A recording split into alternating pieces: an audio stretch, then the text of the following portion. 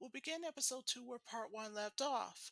Where we last left Rhea, she is now faced with a tough decision to neither trust Jim or betray her after Eric convinces her that he can make her rich if she can do him one simple favor. So part 2 begins at a Japanese restaurant where part 1 left off. So after Rhea refused, and that's when Eric tried again to persuade her otherwise. So she told Eric before leaving that she had to think it over. So the next morning in Jericho's upstairs office is now June the 3rd of 1987. Now remember, since part 1, Shane is still unfortunately missing because she's still at the Stratton house. And as you may have guessed it, back in part 1, the holograms has since been depressed. So Jerica, after she finished talking on the phone with the ticket agent, she said she had some good news that the ticket sales are all sold out. So, to cheer up the holograms, she suggested to call up Sheena at the Stratton place. So that's what Jerica did. She called Shana at the Stratton place to invite her to a concert that night. At first, Shana was happy to hear this news until Liz interrupted her, and that's what made Shana end the phone call with Jerica. Back at Jerica's upstairs office, after Jerica hangs up, she sensed that something was off and she couldn't figure out why. Back with Shana at the Stratton house, she was told by Liz, and I quote, that nothing is better than her and redo those designs. And then after that, Liz left the room. So after the Show Me the Way song by the holograms, Shayna's getting morally devastated because it seems for her that no matter how many times she tried to impress Liz, it just wasn't good enough. So Shayna has the decision to make. Meanwhile, at Eric's upstairs office, as Eric was pacing back and forth, you could tell that he's distraught. He thought he could persuade Rhea, but it ultimately failed. So now, according to Eric, what he said in his case, that Rhea's a tough nut to crack. So Possessed made a suggestion that there's always someone else, and that's when minutes later Stormer and her brother Craig, you remember him back in part 1, shows up in Eric's office. So when Eric and the Misfits found out that Craig is Stormer's brother, they couldn't believe it. So Eric decides to persuade him by offering him money and to do him a favor of destroying Jim's reputation, but Eric had miserably failed twice. So then it's Possess's turn to confront with Stormer. At first Stormer hesitated, but Possess made that threat clear that if Craig isn't convinced otherwise, then Stormer would be thrown out of the band. So now it's up to Stormer to convince Craig otherwise. So after Craig thought about it, he said, "All right, I'll do it, but only for your own personal benefit." Then after that, he left Eric's office. So later, Craig and Asha went running in the park for a while. Everything seemed to be going well. That was until on the bridge that Craig decided to force Asha into giving Jim's secret to him, but Asha refused. So then it's Asha's turn to plead her case with Craig to say that Jim is more than just a trustworthy person, but she has a reason of keeping the secret, and so he apologized. And then both of them made up. Meanwhile, back at Misfits Music, this time in a recording studio, when Craig came back, he told Eric what had happened. So Eric asked Craig a question on how Asha should feel when she reacted when she found out who Craig was. And that's when Misfits showed up minutes later. So Craig had reached his limit, so he left. So after Craig left the room, he told the Misfits, Eric that is, that he doesn't need Craig anyway, but has someone else in mind, and that would be Raya. Jetta, meanwhile, has a suggestion. As she was taking money from Eric's wallet, she said that there is some people that she can hire to do a favor for her. So after that, she left. So you know what this means? It means that Jetta is on her mission.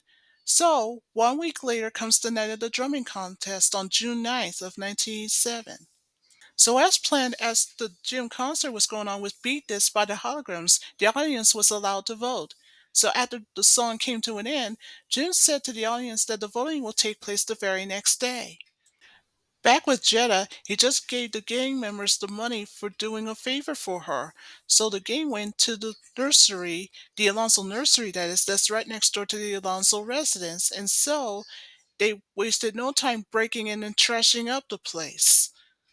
So the next morning is June 10th of 1987. When Rhea, her father, and her brother saw that the nursery has been a mess, they just couldn't believe it. Even Miguel said that there's a bigger problem. It's going to cost them a whole lot of money to fix up the place. Rhea knows that Craig is going to win the contest for sure, and she told her brother that. And then after that, For Rhea, she seems doubtful that she's going to win, so she has her head in shame. Meanwhile, at the Phillips residence, that's when Stormer told her brother that she'll be thrown out of the band unless Craig wins the contest itself. So when Craig found out about it, that means Craig has to do something to confront with Eric, and so he heads off to the Misfits music.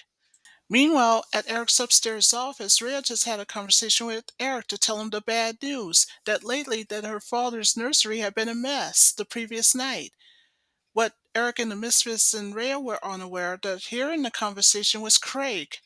But then, minutes later, when Rhea found out that Jetta has one of her father's flowers in her hair, she became enraged. That shows Rhea that Jetta had been there the previous night, but Jetta tries to frankly deny it and said that Eric's the one that paid the goons.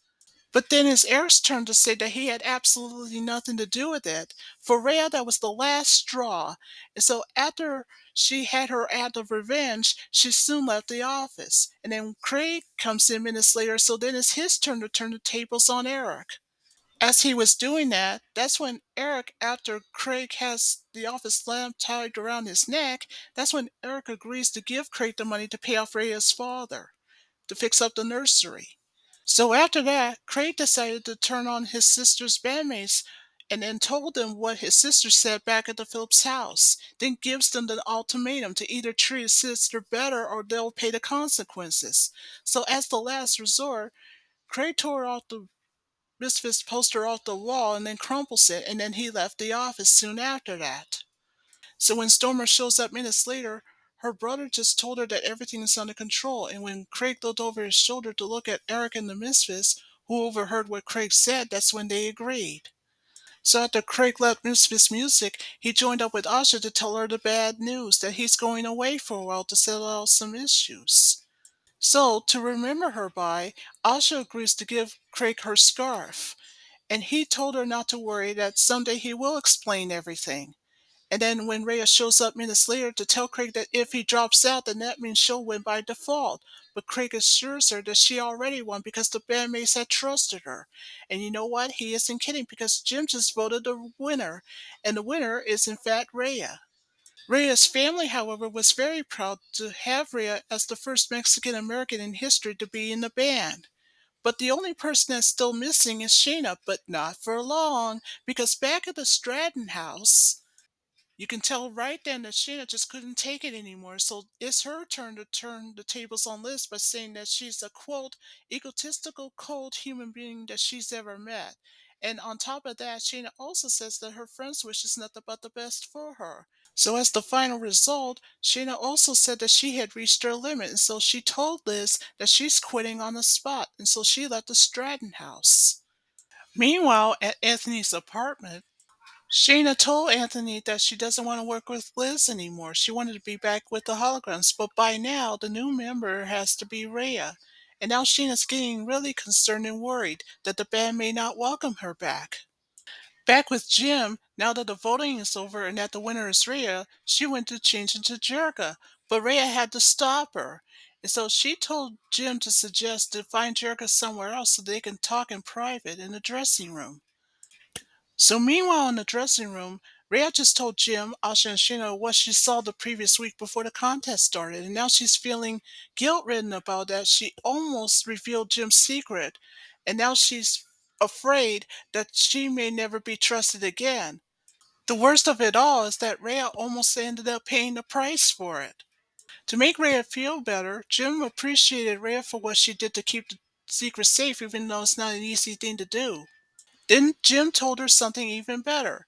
She said that Rhea is trustworthy enough to be the member of the group, and she's, however, thankful for it.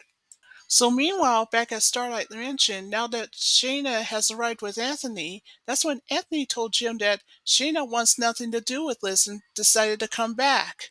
So not only are the holograms happy to see Shayna back, and Shayna was about to be introduced to Rhea, who she's never met, but unfortunately for Rhea, she felt ashamed and so she went back to the residence.